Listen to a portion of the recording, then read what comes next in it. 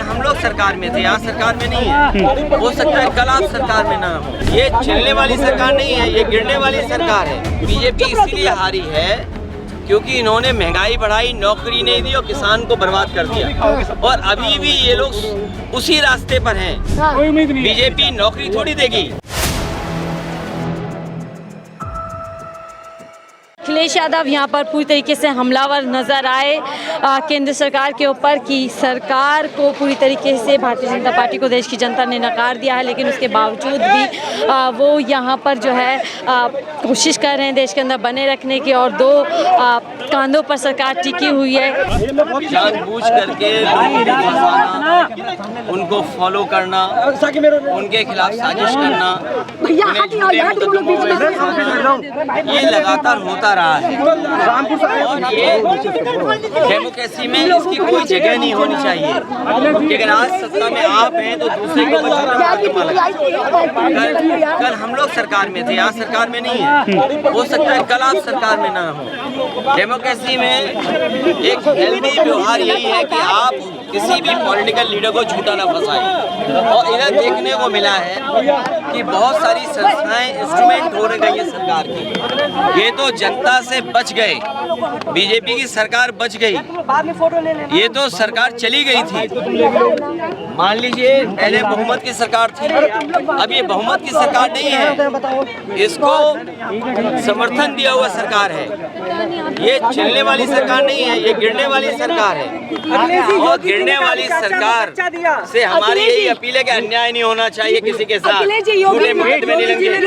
अरविंद केजरीवाल यहाँ फंसे हैं, उसी तरह आजम खान साहब, उनका परिवार फंसा, और हमारे पॉलिटिकल लीडर लोग फंसे हैं। अखिलेश जी, योगी आदित्यनाथ ने शिवपाल यादव को लेकर बयान दिया है, क्या कहेंगे आप? ये जो कानून आ रहा है लव जिहाद, आप बीजेपी से क्या उम्मीद करोगे? कोई उम्मीद नहीं। बीजेपी नौकरी थोड़ी देगी। अच्छा दिन आने वाला। अच्छा, बीजेपी इसीलिए हारी है क्योंकि इन्होंने महंगाई बढ़ाई, नौकरी नहीं दी और किसान को बर्बाद कर दिया। और अभी भी ये लोग उसी रास्ते पर हैं, उसी रास्ते पे हैं जिस रास्ते से ये हारे हैं। ये इसी तरह का कानून इसलिए ला रहे हैं क्योंकि इनका सांप्रदायिकता का दिया ये बुझने जा रहा है। ये जो कावड़ में तख्ती लगवाई थी और आज जो कानून ला रहे हैं, या उनका जो व्यवहार भाषा है वो इसीलिए ऐसी है क्योंकि सांप्रदायिकता का दिया फड़फड़ा रहा है, बुझने से पहले फड़फड़ा रहा है। क्योंकि सांप्रदायिक राजनीति देश से खत्म होने जा रही है, नौकरी रोजगार की राजनीति होगी। अरे वो चाचा को गच्चा किसी ने नहीं दिया, ये दिल्ली वालों को गच्चा दे रहे हैं। ये जो सहयोगी हैं, ये सहयोगी हैं जिन्होंने सहयोग दिया है, समझ गए आप? किसका? नहीं, सहयोगी हैं। किसके सहयोगी? उन्होंने तो गच्छा दिया दिल्ली वालों को, और दिल्ली वालों ने, सोचिए अगर दिल्ली वाले 22 में चुनाव में ना आते तो गच्छा खा गए होते। राहुल गांधी के स्पीच में, और इस बार देख लेना आप, आने वाले समय में जो व्यवहार है सरकार का, कम से कम जनता का जनादेश को तो समझना चाहिए। राहुल गांधी के और अखिलेश जी, ये दिल्ली वालों को गच्चा दिए हैं, अब दिल्ली वाले जाने। अखिलेश जी, ट्रेन हादसों को लेकर क्या कहेंगे? ये ट्रेन एक्सीडेंट रिकॉर्ड बना रहे हैं पेपर लीक का। योगी सरकार मुकाबला कर रहे हैं। योगी सरकार पर संकट कितना गंभीर है? ये दिल्ली वाले जाने और यूपी वाले जाने किसके ऊपर किसका संकट है। भैया एक फोटो, भैया बस